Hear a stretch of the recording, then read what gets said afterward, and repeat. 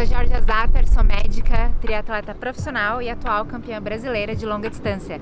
E hoje eu quero passar para vocês algumas das minhas vivências e dicas de erros mais comuns que os triatletas cometem numa prova de Ironman e de Ironman 70.3.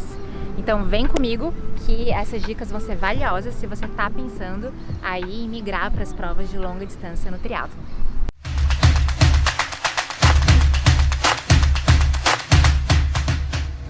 Então a primeira dica que eu acho assim crucial numa prova de longa distância é o atleta começar num pace mais forte do que ele é capaz de manter a distância inteira da prova.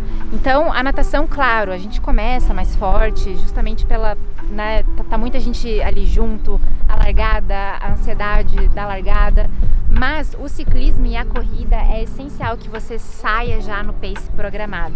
Por quê? Porque senão o preço depois vai ser muito alto. E quem já passou por isso sabe que é muito difícil reverter a situação. Você vai acabar quebrando na prova, que é como a gente fala, né? Que é ir para um pace lá muito inferior, muito abaixo do que você estava programado. E aí praticamente a sua prova longa acabou naquele instante que você quebrou. Aí não tem mais gel, não tem mais sal, não tem mais água que vai te salvar nessa prova. Então realmente quem já passou por isso sabe que é um ponto crucial de uma prova longa. Não sair num pace mais forte do que está planejado. Se você quiser aumentar o seu pace, se estiver se sentindo muito bem, deixa lá pro final da maratona, pro final dos 21 quilômetros, mas não faça isso antes. Por que eu acho essa dica muito importante? Porque isso acontece com frequência. Muitos atletas começam num pace mais forte, justamente por se empolgar na prova, ter a vibração da torcida, querer buscar um atleta e também por estar descansado, né? A gente chega numa prova descansado, a gente faz o polimento, então é muito comum a gente se sentir bem logo no início da prova. Então preste muita atenção nesse ponto. Então, segundo ponto crucial numa prova de longa distância, Ironman 70.3, não erre no polimento. Obviamente, para você fazer uma prova dessa, você tá com uma equipe, uma assessoria, um treinador, então ele vai te passar certinho como vai ser a sua periodização do ciclo para essa prova longa. Não erre no polimento e siga exatamente o que o seu técnico está falando. Muitos atletas pensam que nas semanas que antecedem a prova, eles devem ou descansar muito ou fazer muitos tiros para se sentir na performance, se sentir ativo, e na verdade qualquer coisa que você faça ali pode prejudicar 100% na sua prova.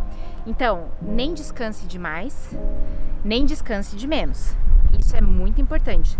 E também não invente de fazer tiros aí na semana pré-prova se o seu treinador não te passar, obviamente. Ele sabe o que é bom para você. Terceira dica que você não pode errar na sua prova: ter uma estratégia de suplementação específica e direcionada para a sua prova e para você. Então, desde o início do ciclo, tenha um médico, um nutricionista, uma equipe multidisciplinar para te orientar em todos os pilares aí que você vai precisar para a sua prova. E a suplementação realmente pode acabar com a sua prova. Veja bem, ela pode acabar com a sua prova. Não é prejudicar, mas sim destruir com todo o ciclo que você fez. Então a suplementação de uma prova longa, ela vai variar de acordo com o nível de dificuldade que essa prova entrega. Por exemplo, se é uma prova que tem muito ganho de elevação, muita subida, vai variar com o clima, principalmente, da prova. Se é uma prova com clima muito seco, muito quente, você precisa mudar totalmente a estratégia de prova. E da mesma forma, se é uma prova com clima frio, um clima úmido, você também tem que mudar de acordo com o clima que essa prova vai oferecer para você. Um outro ponto aí que pesa é o seu peso, então a suplementação ela deve ser calculada de acordo com o seu peso. Ela deve ser calculada também de acordo com o tempo que você vai fazer nessa prova. Então você tem que ter um tempo especulado aí pelo seu técnico. Vou fazer em 5 horas, em 5 horas e meia, em 4 horas e meia, para saber o quanto você vai ter que planejar de ingestão de carboidrato e de sódio. Então esses dois pontos, carboidrato e sódio, eles são imprescindíveis numa prova de Ironman e de 70.3. E um outro fator que vai influenciar na quantidade que você deve ingerir na prova é o quanto você vai conseguir absorver desses carboidratos que o seu profissional vai estar te passando. Então a gente tem sim uma limitação de absorção de carboidrato por hora e o nosso intestino é extremamente treinável. O que eu quero dizer com isso? Que quanto mais você treinar o seu intestino, assim como a gente treina o nosso corpo, mais carboidrato você vai conseguir ingerir por hora de acordo com os seus treinos. Então os estudos mostram que a gente consegue absorver aí uma média de 60 gramas de carboidrato por hora. Então o nosso intestino ele vai responder muito bem a isso. Após os 60 gramas, então 70, 80, 90, 100 gramas por hora, a gente começa a ter uma limitação que ocorre ali nos receptores intestinais que vão absorver o carboidrato ingerido. Então a gente tem uma limitação de receptores intestinais e após essas 60 gramas já começa a ficar mais difícil.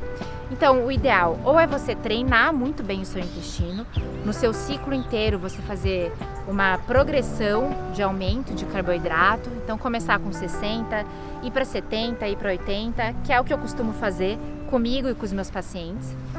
E depois disso você começar a mudar os tipos de carbo. Então o receptor da glicose é diferente do receptor da frutose e aí você começa a mudar esses receptores e não vai ficar tão limitador. Então quais são aí os principais resultados de você não conseguir absorver bem esses carboidratos? Principalmente distensão abdominal, gases, flatulência, diarreia. Consequentemente, a gente não consegue correr nessas condições. E aí, além de você não absorver esses carboidratos, não dar energia para o seu corpo, você ainda tem esses fatores aí gastrointestinais que vão limitar totalmente a sua corrida e a sua performance. Então não erre nisso, tenha um profissional para te ajudar e isso vai ser crucial na sua prova. E o quarto ponto, não fazer alimentação planejada na semana que antecede a prova. Sim, gente, não adianta na semana da prova você querer fazer um milagre, querer mudar a sua alimentação, querer fazer testes com o seu corpo, não vai adiantar. Não tente perder peso, não tente ganhar peso, apenas siga o que foi planejado. Porque o que foi feito, já foi feito, né? Você já está na semana da prova. Então não invente mudar a sua alimentação. Faça o básico que o básico vai funcionar. Tudo que você fizer nessa semana pré-prova vai impactar na sua performance.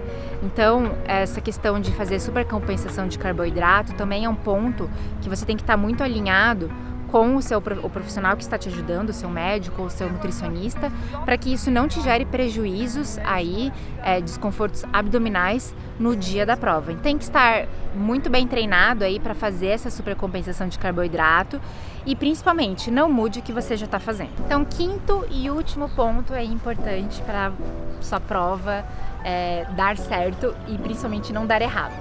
Controlar a ansiedade na semana da prova e no dia da prova. Gente, isso é um ponto assim que eu sei que é muito difícil, até porque eu também sou atleta, eu sei exatamente o que a gente passa na semana e no dia da prova. Não é nada fácil controlar a ansiedade, mas eu vou te falar uma coisa, numa prova longa, principalmente numa prova de Ironman, tudo pode acontecer nesse dia, né? Então é uma prova que fatores climáticos podem mudar do planejado, fatores mecânicos podem acontecer, então furar o pneu, estragar o câmbio, cair a corrente, alguma questão da bicicleta, acontecer algo com o tênis. Eu já vi até um amigo meu que na prova o tênis dele estourou a bolha. Gente, então o que vai fazer naquele momento? Né? Vai entrar em desespero? Não, você tem que pensar no plano B. Então assim, são fatores que podem acontecer numa prova. E um fator muito importante é perder a suplementação na prova. Já vi vários atletas que passaram por isso, da garrafinha cair, da bolsinha de gel cair, então sempre levar aí um gel extra, um suplemento extra. Então eu digo pra gente controlar muito a ansiedade da prova, principalmente nessas provas longas, porque os fatores externos vão ser determinantes no dia da prova. Então é diferente de uma prova curta que tudo fica mais certo e mesmo assim pode acontecer diversas variáveis, mas uma prova longa de 10, 12, 13 horas aí pode aí acontecer muita coisa na prova, então controle a sua ansiedade, tenha sempre plano B e vá para a prova fazer o que você treinou, o que você está habituado a fazer e vá com uma cabeça positiva que tudo vai dar certo. Mas caso não dê certo, tenha sempre aí em mente que a ansiedade e o estresse não podem governar a sua prova. Então, gente, por hoje é isso que eu queria passar para vocês. Espero que vocês tenham gostado do vídeo. Essas dicas aí que, na minha opinião, são valiosas para a gente fazer uma boa prova. Compartilhe esse vídeo com seus amigos triatletas que estão começando a fazer Ironman e os que já fazem Ironman também em 70.3. Então não esqueça de se inscrever no canal, ativar o sininho. Se você tiver alguma dúvida também, um comentário, deixa aqui também que eu vou estar respondendo. E bora pro próximo vídeo.